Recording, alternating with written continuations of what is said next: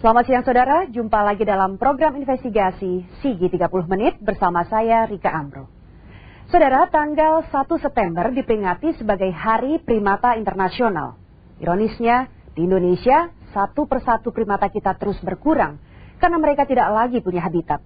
Jadilah orang utan diburu untuk diperdagangkan secara ilegal. Tingkahnya yang lucu dan bentuknya yang eksotik membuat orang utan terus diincar para kolektor. Bagaimana nasib orang utan kita saat ini? Lalu bagaimana perburuan orang utan dilakukan? Segera kita mulai Sigi 30 Menit.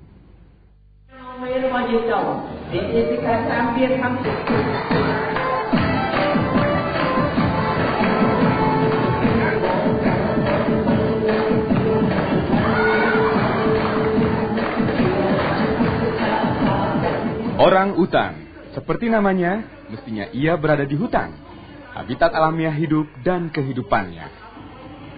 Tapi ulah manusia menjadikan orang utan bisa berada di mana saja.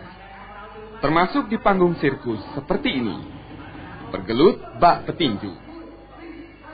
Tingkah pola orang utan memang lucu dan menggemaskan. Orang-orang utan ini adalah bagian dari ratusan orang utan Indonesia yang diperdagangkan secara ilegal serta menjadi pemain sirkus di Thailand.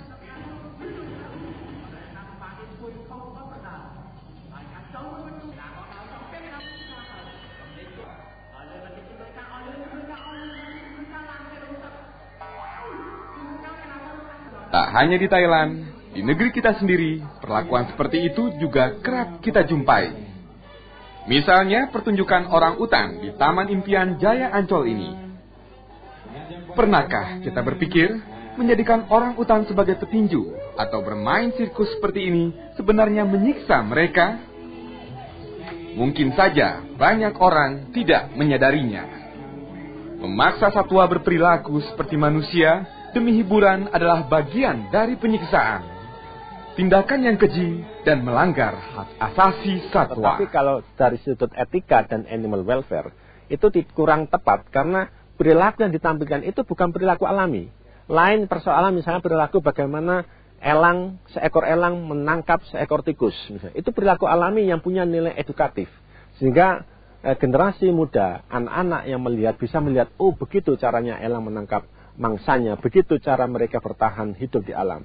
Tetapi ketika ditampilkan perilaku yang tidak ada di alam, misalnya orang utan naik sepeda, atau orang utan kemudian bertinju, itu bukan sebuah perilaku alami dan itu nilai edukasi konservasinya sangat kecil atau nol. Karena itu bukan pendidikan, tapi itu hiburan. Akhir tahun 2006, 48 orang utan yang menjadi penghibur di Thailand berhasil dipulangkan ke Indonesia. Ini adalah pemulangan orang utan terbanyak dalam sejarah perang melawan eksploitasi dan perdagangan orang utan Indonesia. Lihatlah, bahkan istri Presiden RI, Ibu Ani Yudhoyono, turut menyambut kedatangan orang utan ini.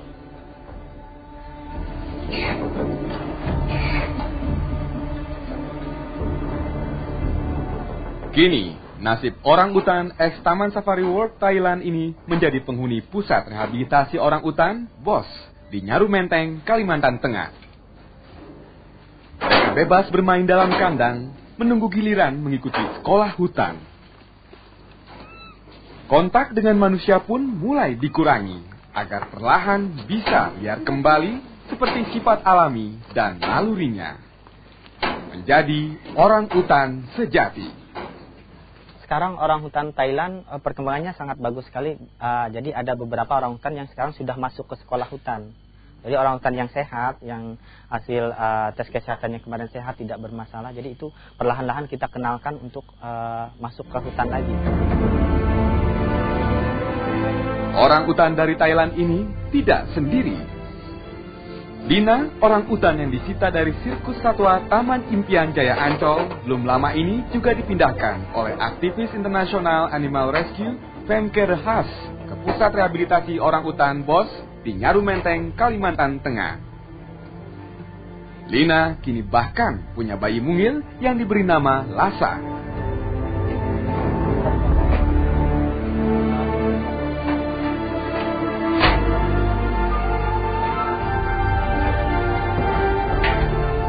Lina, Lhasa, dan puluhan orangutan eks-sirkus Thailand adalah bagian dari 600-an penghuni Bos Nyaru Menteng yang kini harus belajar menjadi orangutan kembali. Mayoritas orangutan di sini adalah sitaan atau bekas dipelihara orang. Proyek ini tidak mudah dan tidak murah. Untuk memberi makan 600 lebih orangutan saja, dibutuhkan dana sekitar 300 juta per bulan. Padahal untuk merehabilitasi hingga meliarkan kembali 1 ekor orangutan tidak bisa cepat. Ada yang 3 bulan, tapi juga ada yang lebih dari 2 tahun. Seperti layaknya sekolah manusia, orangutan ini juga harus melalui tingkatan-tingkatan.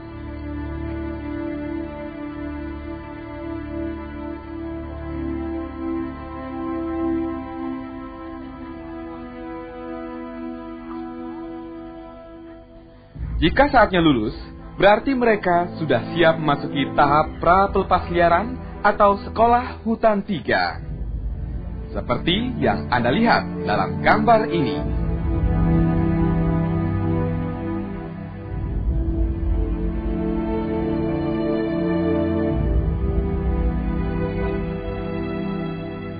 Borneo Orangutan Survival atau BOS Nyaru Menteng awalnya digagas dan dibiayai oleh The Gibbon Foundation, sebuah lembaga donor internasional bagi penyelamatan satwa langka di Indonesia. Kini, setelah Gibbon Foundation menyetop bantuannya, pusat rehabilitasi orangutan ini berjalan terseok-seok sendirian. Sampai saat ini, pemerintah belum pernah mengucurkan dana sedikit pun. Sementara dari hari ke hari, terus saja ada orangutan sitaan yang masuk ke sini.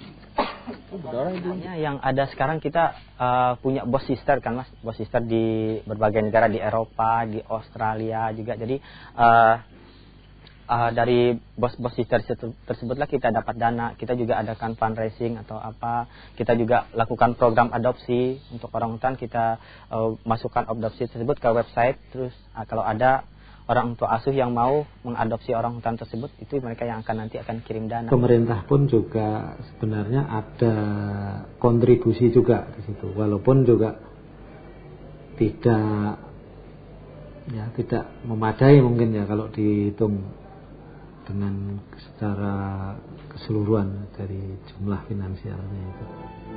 Kehidupan orangutan di Nyaru Menteng adalah gambaran betapa ulah manusia harus dibayar dengan harga yang sangat mahal.